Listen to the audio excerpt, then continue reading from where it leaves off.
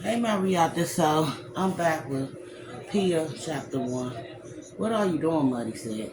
It's chilly in here, Pia said. May I close the window? We will shut it when the boys wake up, Muddy said.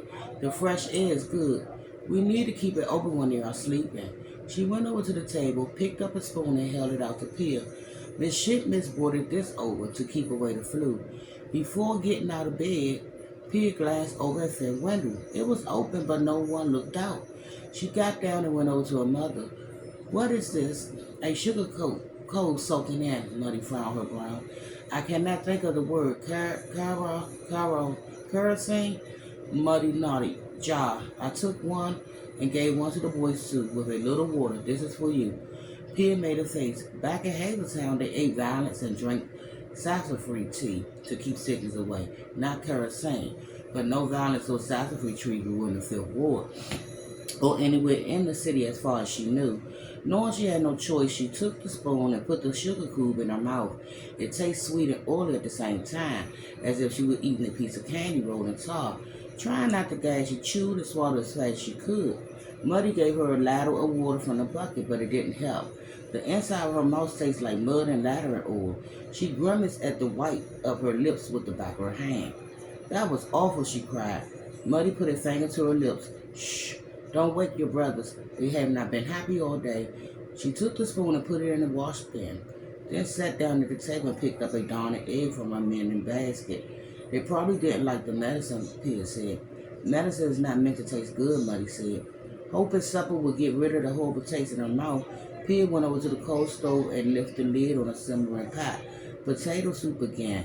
Due to the war, they were supposed to sacrifice by having wheatless Wednesday and meatless Mondays, but she couldn't remember the last time they had meat at all. Maybe it was Easter or Christmas. Vader had tackled the newspaper article on the wall before he left to remind them to keep sacrificing while he was gone, as if they had a choice. If you eat these, you eat no wheat, contains no wheat, oatmeal, potatoes, rice, barley, and 100% substitute bread. 100% bread, corn, homes, muffin, and biscuit. All kinds of bread made only from corn, oats, barley, and all other wheat substitutes. Don't waste ice. Don't waste ammonia. A ton of ice weighs may mean 1 pound of ammonia saved. 1 pound of ammonia saved may mean 20 pounds journeys. 20 pounds journey may win a battle. Potatoes are a splendid food, excellent for your body, delicious when cooked well. What they do for your body? They are good fuels. They furnish starch, which burns in your muscles to let you work, much as the gasoline burns in an automobile engine to make it go. One medium-sized potatoes give you as much starch as 2 slices of bread. When you have potatoes for a meal, you need less bread. Potatoes can save wheat. They give you salt like other vegetables. You need the salt to build and to renew all parts of your body and keep it in order. You can even use potatoes in cake. If only we could get muffins and biscuits and meat, Pia thought. She glanced at her mother, who was picking up a tattered sock and scrubbing one hand on her apron. Her flower sack blouse hung loose on her shoulders, exposing her thin neck and jaw and collarbones, and her brown skirt hung like a faded tent over her legs. Her jawline, cheekbone stood out in a sharp angle on her pale face, and her waist-length blonde hair, which Pia used to love to brush and Muddy now wore in a loose braid, looked limp and dull. Pia wasn't sure how much longer her mother could keep nursing the twins without eating more, but Muddy refused to spend what little money they had on formula when she could feed her babies for free, and she didn't want to use the jars of melon infant food on the shelf until absolutely necessary, even though doctors said melon mixed with cow milk was superior to mother's milk, but they only had water to mix it with anyway. Pia wanted to look for a job to bring in more money, but Muddy hoped the war would be over soon. Vader will return and things will go back to normal. In the meantime, Pia was only 13 and needed to stay in school as long as possible, especially because the law of German seems to change every day, and there was nowhere knowing how much longer she'd be allowed to attend. Finn had offered to teach her how to steal food at the open market, but she refused. Muddy would never eat stolen food, not to mention the trouble she'd be in if she got caught.